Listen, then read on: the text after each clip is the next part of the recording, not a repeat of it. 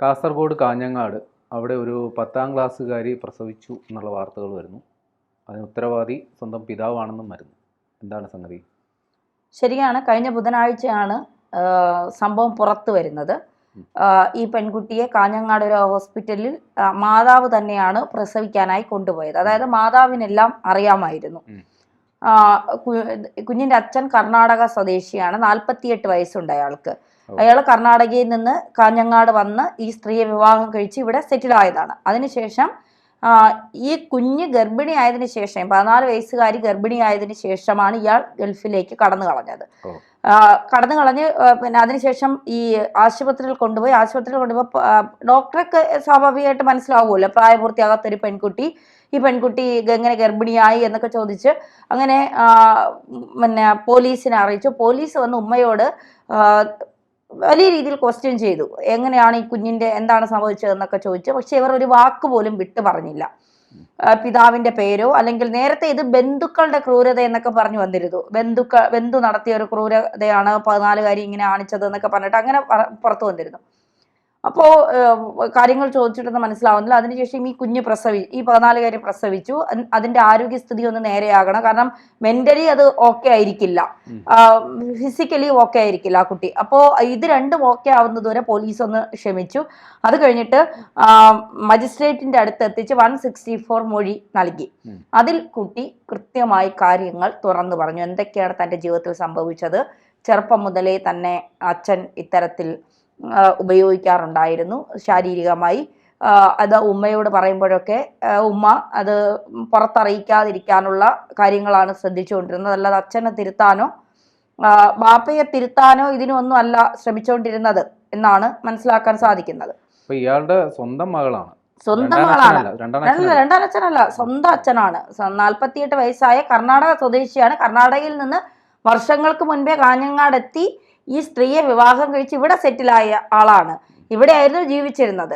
അതായത് അമ്മയും പെങ്ങന്മാരെയും തിരിച്ചറിഞ്ഞിടത്ത് ഒരു വൃത്തികെട്ട കൾച്ചർ ഉണ്ടല്ലോ. ലൈംഗികത ഉണ്ടാകുമ്പോൾ മുന്നിൽ നിൽക്കുന്നത് ആരാണ് എന്ന് പോലും താൻ തന്നെ തൻ്റെ ചോരയിൽ നിന്ന് വന്ന മകളാണെന്ന് പോലും ചിന്തിക്കാൻ വിവരമില്ലാത്ത കുറെ വൃത്തികെട്ട ജന്മങ്ങൾ, അത്രമാത്രമേ അമ്മമാരെ നമുക്ക് പറയാൻ കഴിയൂ.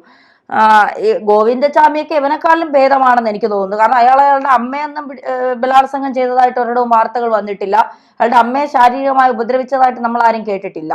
അപ്പോൾ ഇയാള് അന്യ പെണ്ണുങ്ങളെ അയാള് ഉപദ്രവിക്കാനും മറ്റേ ശാരീരികമായി ലൈംഗിക വൈകൃതങ്ങൾ കാണിക്കാനും പോയിട്ടുണ്ട് എന്ന് കേൾക്കുമ്പോൾ ഇവനെക്കാളിലും എത്രയോ ഭേദമാണ് ഗോവിന്ദചാമി എന്നൊക്കെ നമുക്ക് തോന്നിപ്പോ. പിതാവ് വിദേശത്താണ്. പിതാവ് വിദേശത്താണ്. അപ്പോൾ ഈ പ്രശ്നം അറിഞ്ഞതിന് ശേഷമാണ് പിതാവ് വിദേശത്തേക്ക് പോയത്. അപ്പൊ പിതാവിനെ വിളിച്ച് പോലീസ് കാര്യങ്ങൾ അന്വേഷിച്ചു. അപ്പോൾ ഒന്നും അറിയാത്ത രീതിയിൽ പിതാവ് സംസാരിച്ചപ്പോൾ തന്നെ പോലീസിന് കാര്യങ്ങൾ ഏകദേശം മനസ്സിലായി. ഈ മകൾ 14 വയസ്സേറിയ കുഞ്ഞ് മജിസ്ട്രേറ്റിന് മൊഴി നൽകിയപ്പോഴും കൃത്യമായി ആളെ പിടികിട്ടി. അപ്പോൾ ഇയാൾ വിദേശത്ത് നിന്ന് മറ്റെവിടേക്കെങ്കിലും കടന്നു കളയുമോ എന്ന് പോലീസിന് ഒരു സംശയം തോന്നിയതുകൊണ്ട് പോലീസ് അക്കാര്യങ്ങളൊന്നും പറഞ്ഞില്ല. കുഞ്ഞിനെ പീഡിപ്പിച്ച ആളെ കിട്ടിയിട്ടുണ്ട്, നിങ്ങളുടെ കൂടെ സാന്നിധ്യത്തിൽ വേണം ചോദ്യം ചെയ്യൽ മൊഴിയെടുക്കലൊക്കെ നടത്താൻ, അപ്പൊ അതുകൊണ്ട് നിങ്ങൾക്ക് വരണം, വന്നിട്ട് ഇതാണോ എന്നൊക്കെ തിരിച്ചറിയണം എന്നൊക്കെ പറഞ്ഞിട്ട് നൈസായിട്ട് വിളിച്ചു വരുത്തി പോലീസ് അറസ്റ്റ് ചെയ്യുകയായിരുന്നു. അറസ്റ്റ് ചെയ്തതിനു ശേഷം കൃത്യമായി അയാളുടെ വായിൽ നിന്നും കൃത്യമായ വിവരം ലഭിച്ചു എന്നാണ്. ഒരുപക്ഷെ നമുക്കിത് കേൾക്കുമ്പോൾ നമുക്കൊരു അസ്വസ്ഥത വേദനയൊക്കെ ഉണ്ടാക്കുന്നില്ല ഇത്തരം കാര്യങ്ങൾ. ഈ സ്വന്തം അച്ഛൻ എന്നൊക്കെ പറയുമ്പോൾ എനിക്കൊക്കെ എൻ്റെ അച്ഛൻ നഷ്ടപ്പെട്ടതിൻ്റെ വേദനയൊക്കെ ഇപ്പോഴും നമ്മളെയൊക്കെ എങ്ങനെ, ഞാനൊക്കെ ഒരു പ്രായം വരെ എൻ്റെ അച്ഛൻ്റെ കൂടെ കിടന്ന് ഉറങ്ങി വളർന്ന ഒരാളാണ്. എനിക്ക് തോന്നുന്നു എൻ്റെ +2 വരെയൊക്കെ ഞാൻ എൻ്റെ അച്ഛനോടൊപ്പം കിടന്ന് ഉറങ്ങി. എനിക്ക് അച്ഛനുമായിട്ടായിരുന്നു ഏറ്റവും കൂടുതൽ അറ്റാച്ച്മെൻറ്റ്. അപ്പോൾ ഈ അച്ഛന്മാരിങ്ങനെ മക്കളെ പീഡിപ്പിക്കുന്നു എന്നൊക്കെ പറയുമ്പോൾ ഞാനൊക്കെ വിചാരിക്കും, എൻ്റെ അമ്മ നാട്ടിലില്ല, ഇടുക്കിയിലെ ഒരു സ്കൂളിലെ ജോലിയായിരുന്നു അമ്മയ്ക്ക് ടീച്ചറായിട്ട്. അച്ഛനാണ് ഞങ്ങളെ വളർത്തിയതും നോക്കിയതും എല്ലാം. അതായത് ഞാൻ മെച്യൂർഡ് ആവുന്ന സമയത്ത് പോലും ഞാൻ ആദ്യമായി പറയുന്നത് എൻ്റെ അച്ഛൻ്റെ അടുത്താണ്. അപ്പം ആ രീതിയിലുള്ള ഒരു ആത്മബന്ധമാണ് അച്ഛനും മക്കളുമായിട്ടൊക്കെ ഉണ്ടായിരുന്ന ഒരു കാലഘട്ടം. ആ കാലഘട്ടമൊക്കെ മാറി ഇപ്പം അച്ഛനെന്ന് പറയുന്നത് ഒരു മകൾ വളർന്നു കഴിയുമ്പോൾ ഒരു സ്ത്രീയായി അവളെ കാണുന്നു. ഞാൻ എൻ്റെ ചോരയിൽ നിന്ന് വന്ന, എൻ്റെ ഞരമ്പുകളിൽ നിന്ന് വന്ന ഒരാളാണ് ഞാൻ, പിന്നെന്താ പൊന്നുപോലെ സൂക്ഷിച്ചുകൊണ്ട് നടക്കേണ്ട ഒരാളാണ് എൻ്റെ മകൾ എന്നുള്ളതിനപ്പുറം അവളെ ഒരു സ്ത്രീയായി കണ്ടുകൊണ്ട് അവളെയും ഭാര്യയെ ഉപയോഗിക്കുന്നത് പോലെ അവളെ ഉപയോഗിക്കാം എന്ന തരത്തിലേക്ക് ചില അച്ഛന്മാർ മാറുന്നു എന്നുള്ളതാണ്. പണ്ട് അധ്യാപകരെ ഭയങ്കര ബഹുമാനമായിരുന്നു അല്ലെ. അധ്യാപകരെന്നൊക്കെ കേൾക്കുമ്പോൾ നമുക്ക് ഭയങ്കര ഇഷ്ടവും ബഹുമാനവും, നമ്മളെയൊക്കെ പഠിപ്പിച്ച അധ്യാപകരോട് ഇപ്പോഴും നമുക്ക് ഭയങ്കര ബഹുമാനമൊക്കെയാണ്. പക്ഷേ ഈ ഇപ്പോഴത്തെ അധ്യാപകന്മാരെന്താണ് കാണിക്കുന്നത്? അവര് കാണിക്കുന്നത് എല്ലാ അധ്യാപകന്മാരും അല്ല, പലരും കുട്ടികളെ ദുരുപയോഗം ചെയ്യുന്നു, ഭീഷണിപ്പെടുത്തി ലൈംഗികമായി ഉപയോഗിക്കുന്നു. ഈ ഇടയ്ക്ക് എനിക്ക് തോന്നുന്നു 1 വർഷം മുൻപ് 2 വർഷം മുൻപ് 24 ചാനലിൽ ഒരു പെൺകൊച്ചു വന്നു പറഞ്ഞ ഒരു കാര്യം, അച്ഛനെ സഹോദരനെ പേടിച്ച് അവൾക്ക് തുണി മാറാൻ പോലും കഴിയില്ല എന്നാണ്. അതായത് ബാത്റൂമിൽ നിന്ന് തുണി മാറിയാൽ ചേട്ടൻ വന്ന് ഒളിഞ്ഞു നോക്കും.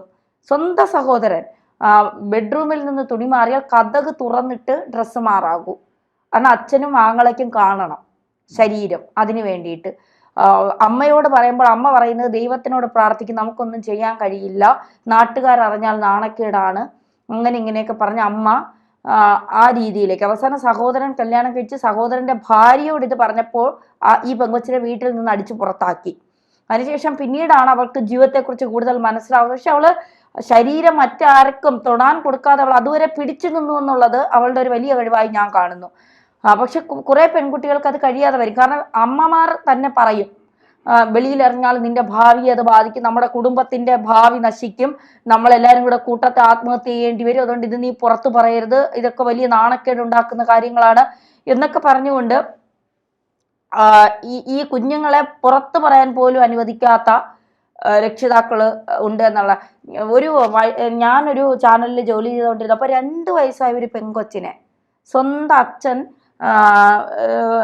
ശാരീരികമായി ഉപദ്രവിച്ച അതിന്റെ സ്വകാര്യ ഭാഗമൊക്കെ കണ്ടാൽ സത്യത്തിൽ നമ്മൾ തന്നെ കരഞ്ഞു പോകുന്ന ഒരവസ്ഥ വരും. ഇങ്ങനെയൊക്കെ ഒരു അച്ഛന് ക്രൂരമായി ഒരു മകളോട് ചെയ്യാൻ കഴിയുമോ എന്നൊക്കെ നമ്മൾ ചിന്തിച്ചു പോകും. അത്ര തരത്തിലുള്ള അങ്ങനെ ആയിപ്പോയി. എല്ലാ അച്ഛന്മാരും അല്ല, മക്കളെ ഫ്രണ്ടായിട്ട് കാണുന്ന അല്ലെങ്കിൽ അവരെ ചേർത്ത് പിടിക്കുന്ന നല്ല അച്ഛന്മാർ നമ്മുടെ മുമ്പിൽ ഉദാഹരണങ്ങളായിട്ടൊക്കെ ഉണ്ട്. പക്ഷെ ചിലരങ്ങനെ അല്ല എന്നാണ് ഇത്തരം വാർത്തകൾ നമ്മളെ ബോധ്യപ്പെടുത്തുന്നത്. എനിക്കൊരു അഭിപ്രായ വ്യത്യാസമുള്ളത് തന്നെ പറയുന്നത് ഈ സമീപകാലത്താണ് ഇത്തരം സംഗതികൾ ഉണ്ടാകുന്നത് എന്നൊക്കെയാണ്. വാസ്തവം അതല്ല. ഇത് മനുഷ്യനുള്ളിടത്തോളം കാലം ഈ കാമാസക്തി എന്ന് പറയുന്നത് പണ്ട് മുതലേ ഉള്ളതാണ്. പക്ഷെ ഇന്ന് മാധ്യമങ്ങളൊക്കെ ഇത്ര സജീവമാണ്, ആളുകളുടെ ഈ സാമൂഹിക നിരീക്ഷണം വല്ലാണ്ട് കൂടിയിട്ടുണ്ട്. അപ്പോൾ ഇത് ഒറ്റപ്പെട്ട സംഭവങ്ങളല്ലാണ്ട് ഇത് അതിനൊരു വലിയൊരു തലം ഉണ്ടാകുന്നത്. ഇതൊക്കെ മാധ്യമ വാർത്തകളാകുന്നു, അല്ലെങ്കിൽ ഇതിനെക്കുറിച്ച് ആളുകൾ തുറന്ന് സംസാരിക്കുന്നു. പണ്ട് കാലത്ത് ഇതൊക്കെ തന്നെ നടന്നു, പക്ഷെ അതൊക്കെ അടഞ്ഞ അധ്യായങ്ങളായിട്ട് പോയി എന്നുള്ളതാണ് വാസ്തവം. അതിൻ്റെ തന്നെ തുടർച്ചയാണ്. മനുഷ്യരന്നും ഇന്നുമൊക്കെ ഇതൊക്കെ അടിസ്ഥാനപരമായിട്ടുള്ള ചിലരുടെ പ്രശ്നങ്ങളാണ്.